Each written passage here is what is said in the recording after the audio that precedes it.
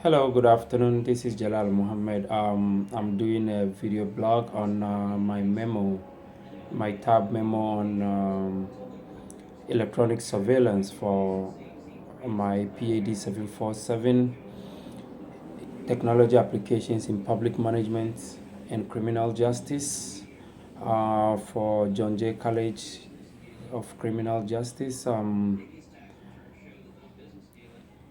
My topic for today is electronic surveillance, and I define electronic surveillance as the process of using electronic gadgets such as smartphones, chips, bracelets, smartwatches, cameras, recorders, and all other portable devices to monitor the movement of individuals and activities of other groups of people.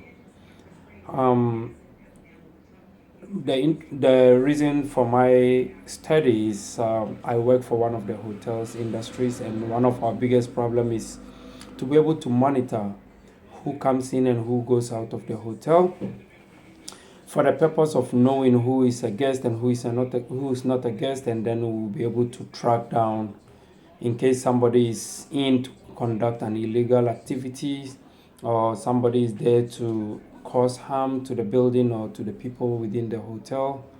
We'll be able to track the person down if we have the technology to monitor all our guests. That is the reason why I have developed the interest in writing my tab memo on electronic surveillance. However, the study of the electronic surveillance has led me to identify some advantages and disadvantages of using the electronic surveillance. One of the advantages of electronic surveillance is one of the easiest tool that the law enforcement and other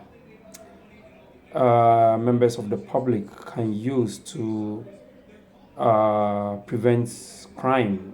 Because if somebody realizes that he is under surveillance at the location that he or she is, it is less likely that the person will commit the crime that he intends to commit.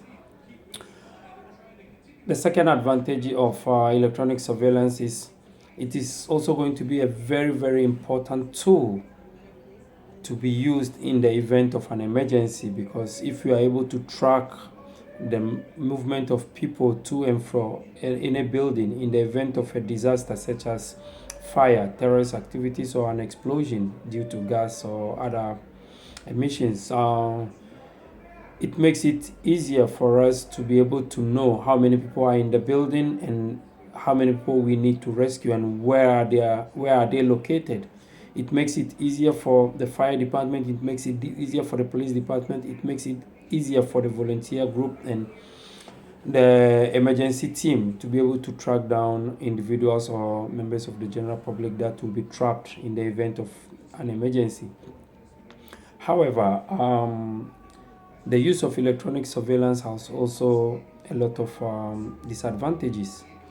One of the disadvantages include encroachment on individual privacy. Now, a lot of people don't want anybody to know where they are at a particular given time. So they think their Fourth Amendment is being infringed upon when they are under surveillance. So a lot of people don't like to use it, don't like to be where there is a lot of surveillance.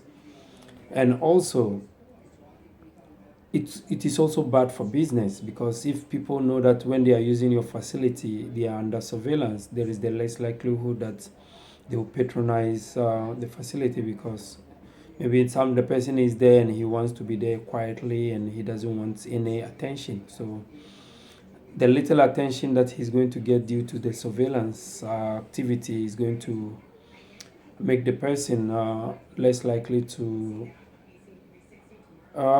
use your facility for business. And also, there is also the psychological effect of surveillance. Psychologically, when people know that they are under surveillance, they tend to be a little bit panicky or shaky, or they don't tend to be themselves because they are not relaxed. They think whatever they are doing, somebody is watching them. So it makes people psychologically feel very uneasy. And also there is the ethical consideration. People think putting them under surveillance is an unethical issue, and therefore they don't see it as something that should be done. But in as much as we have all these disadvantages, I think when we look at the advantages of the electronic surveillance, uh, the advantages far outweighs the disadvantages, because it could lead to the saving of life, saving of properties, and also prevention of crime.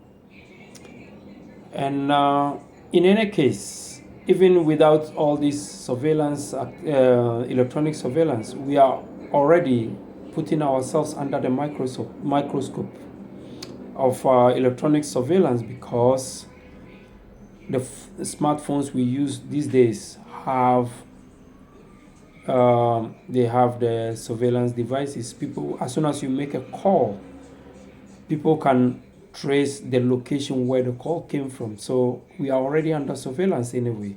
So I think it is very, very important that